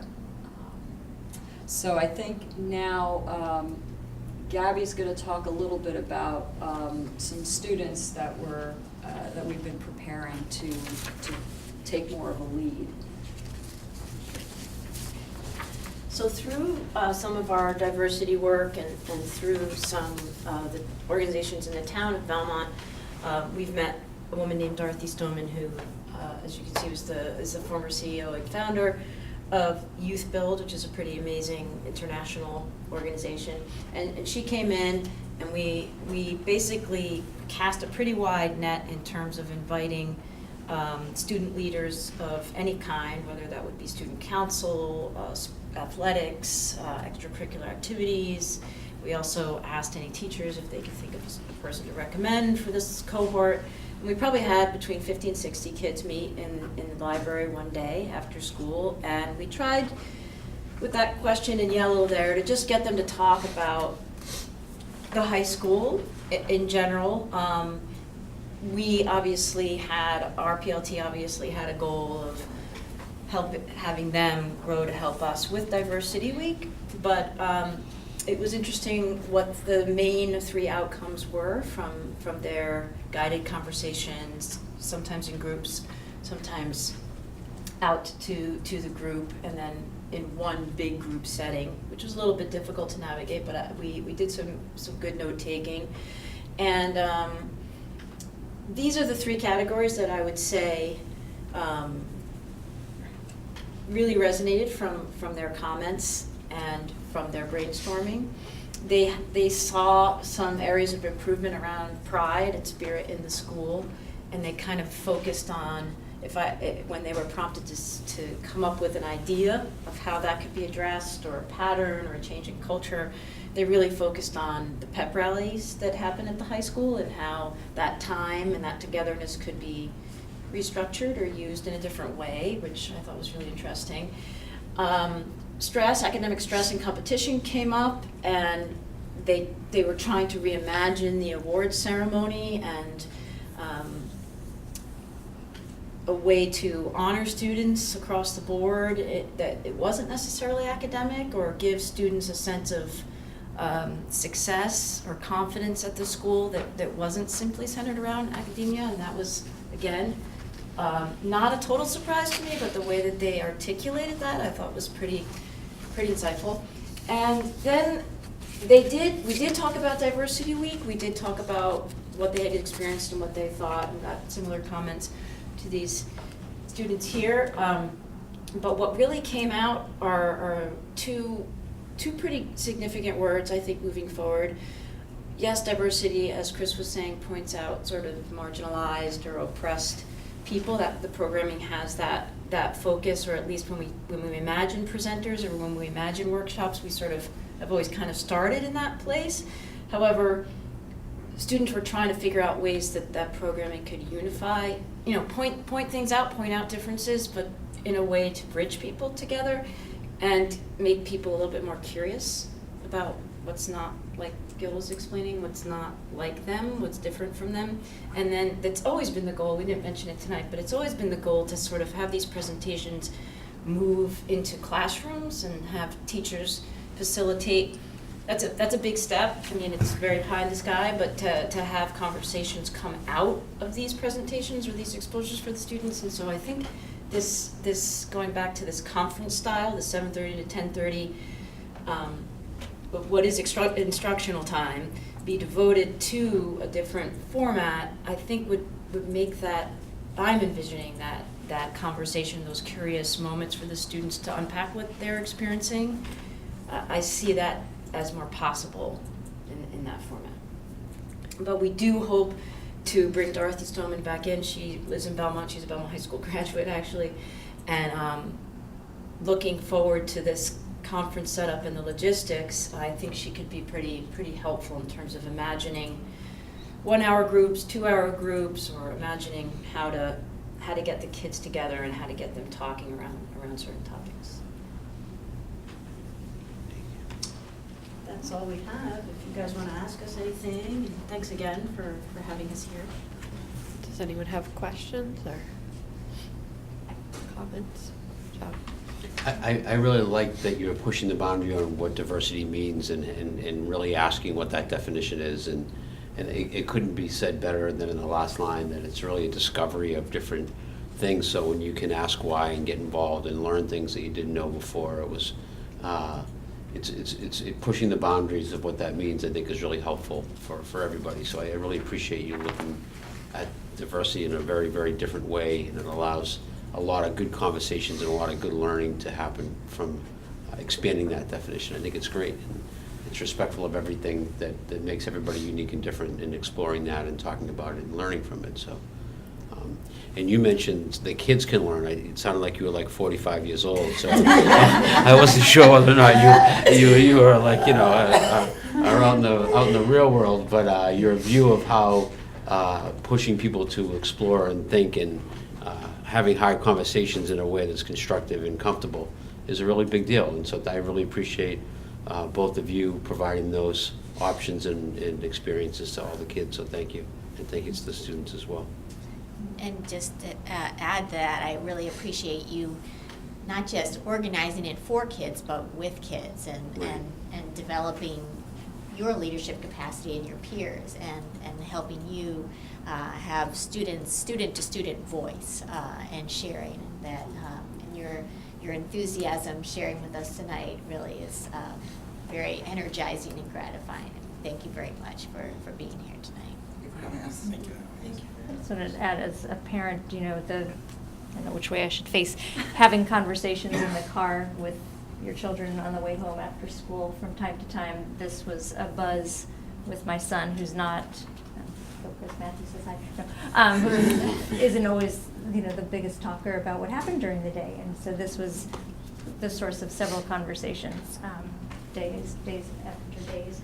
And also I appreciate this questioning about diversity and having hard conversations and addressing biases and assumptions that we have about lots of things. And I also, with the word leadership, I sometimes wonder, okay, that's a word that has its own implications. What about the students who aren't identified as leaders, and how could, over time, as people get more confidence or curious about things, how to reach students who might not be the ones that people think about as the leaders to participate in this 50 to 60 student group, and how that could catch on as well. So, That's thank actually, you.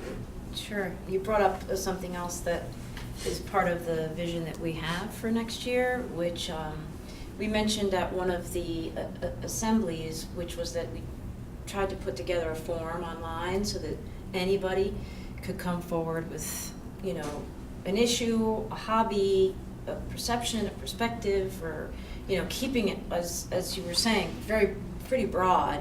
And when we envisioned the workshops that would happen in this conference style, we really envision a lot of them being run by students.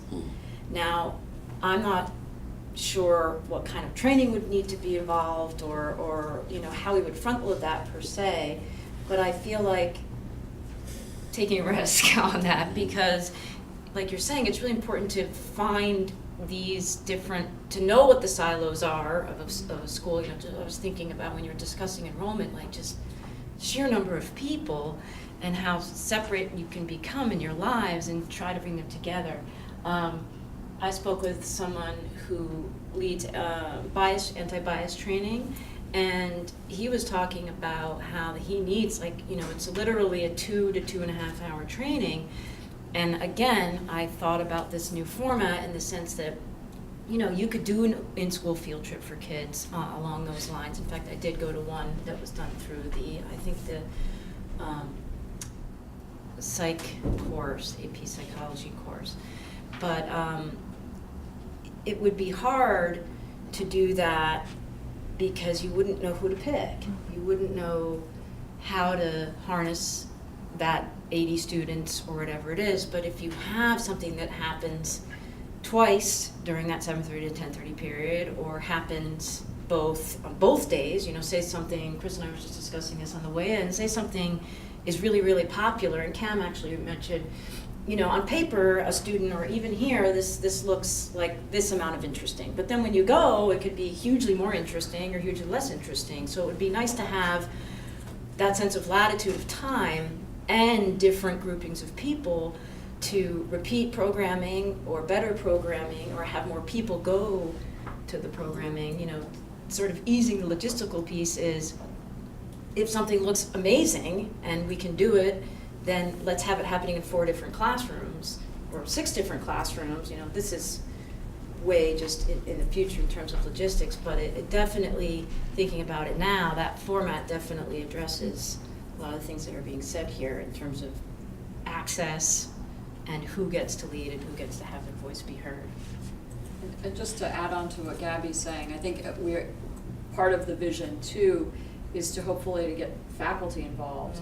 One of the things that I really liked about the Mormon panel was we had a faculty member, we had students, and we had people from the community, and they were all together on the panel. And so ideally, I would like to see faculty work with students to lead discussions on various topics.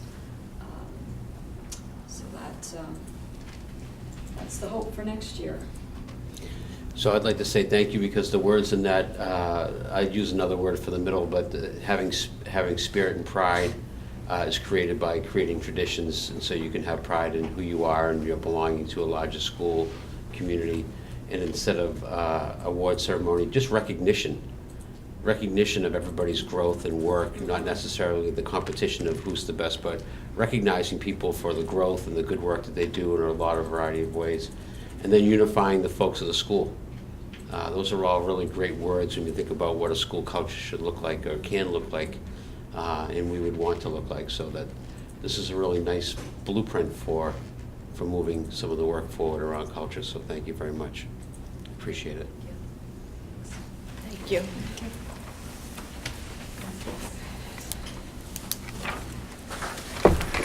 So next on our agenda is the rugby trip, which there was a presentation and discussion at our last meeting. So this meeting, if people still have questions or comments, and then if not, we could just do a vote. We lose a member.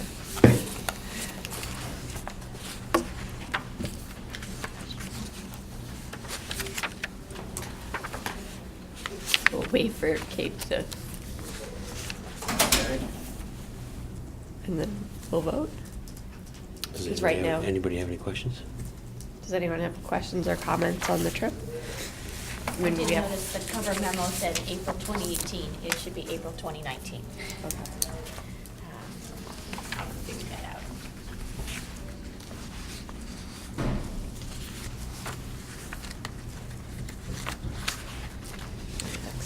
So I will say, while we're waiting, that it always impresses me, and one thing that I wish I had addressed when the group was here, that first of all, it impresses me when I see students present about what they're doing at school and how impressive they all are when they have a chance to show their work and demonstrate their work. But the work that teachers do to make that happen. You know, the Diversity Week stipends, I think we re-implemented a couple of years ago, and the amount of goodwill and good learning and great outcomes and opportunities that kids are being exposed to, that Gabby and Chris are providing after school and through a very small stipend is enormous. The payback is huge, and so their hard work is very much appreciated and valued. And those are the learning opportunities that some of those students will never forget. You might remember some of your math classes, but you'll certainly remember your participation, your planning, your being asked to speak, being on a panel. Those things are huge for our students, and so we really appreciate the teachers that make those things possible, and compliment Principal Richards for advocating for the Diversity Week to be back in part of the high school a couple of years ago, which ultimately we were able to put in place.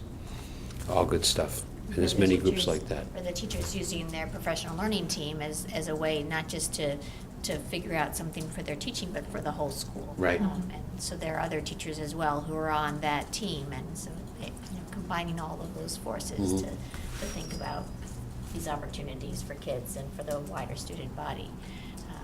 It really makes an important statement about what the school cares about when you dedicate time.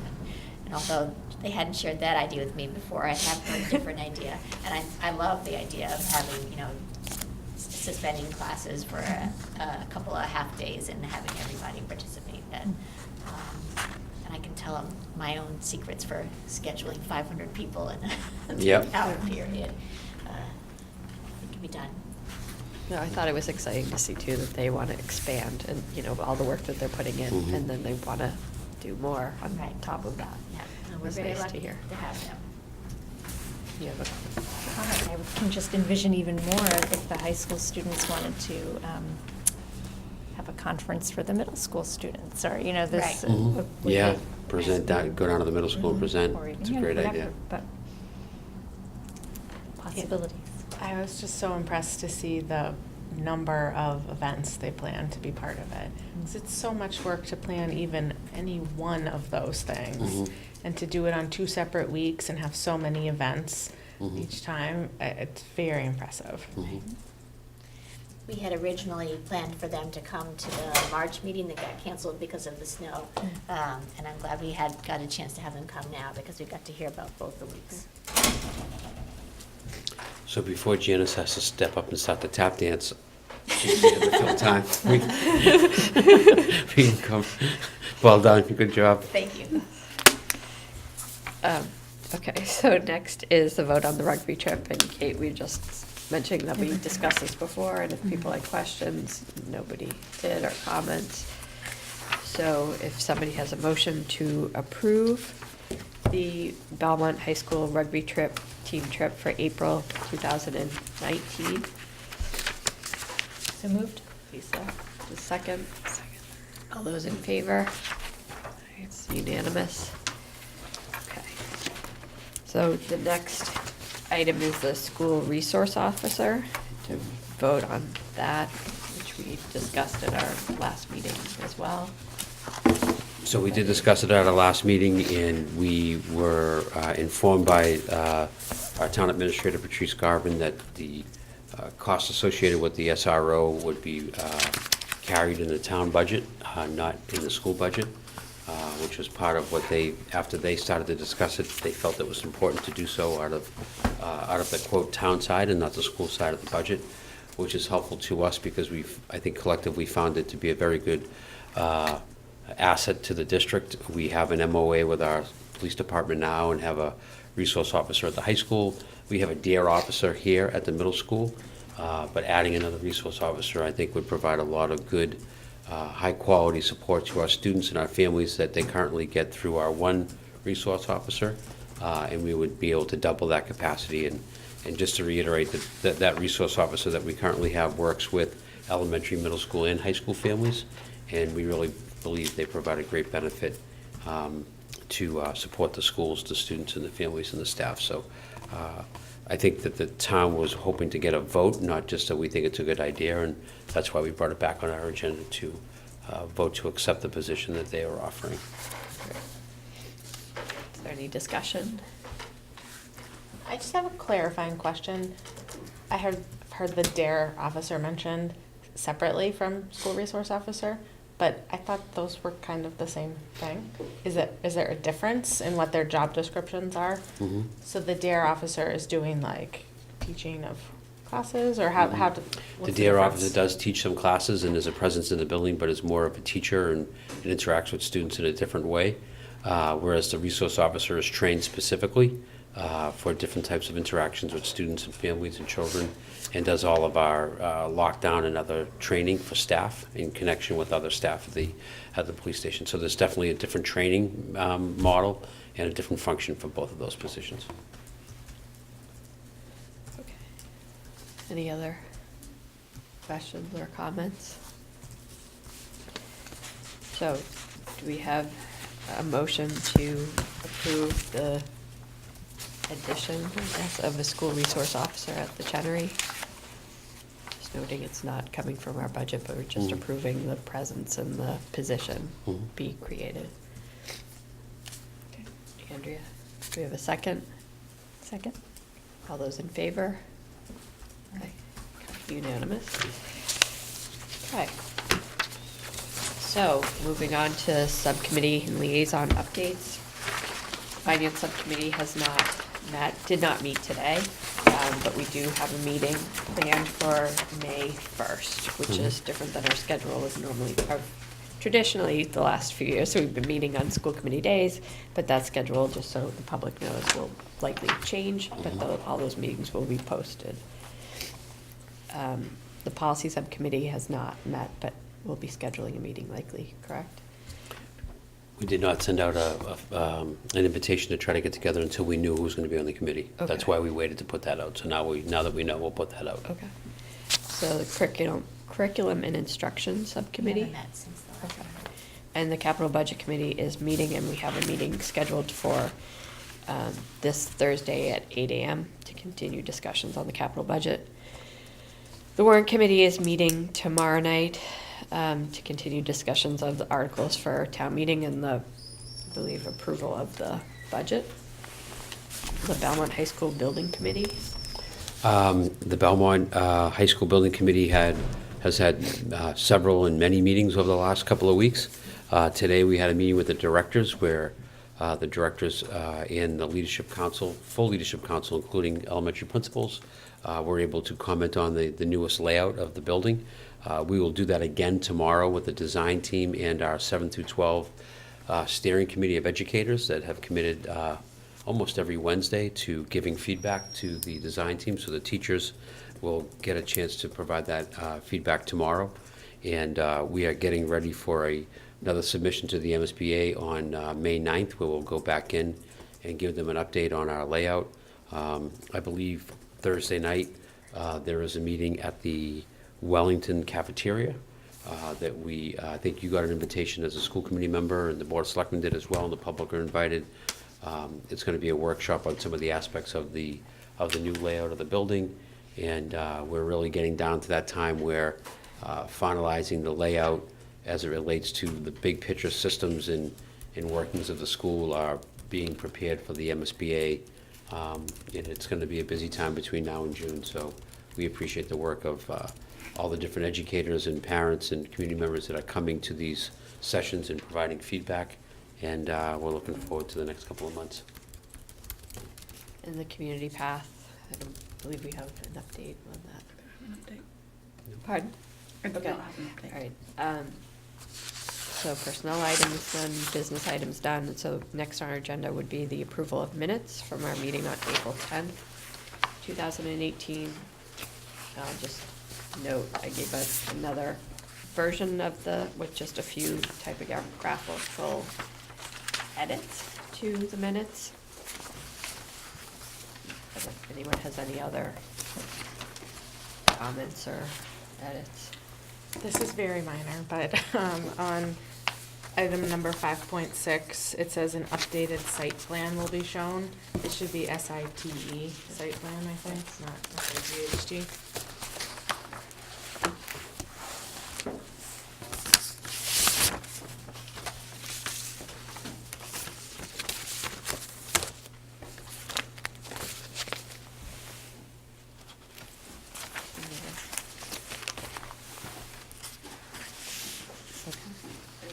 No comments. Okay, so do we have a motion to approve? Wait a second. Second. All those in favor? It's unanimous. Okay, so upcoming meetings, May 1st, the Finance Subcommittee is meeting at the School Administration Conference Room at 7:30. The school committee will then meet on May 8th for our next meeting. So do we have a motion to adjourn?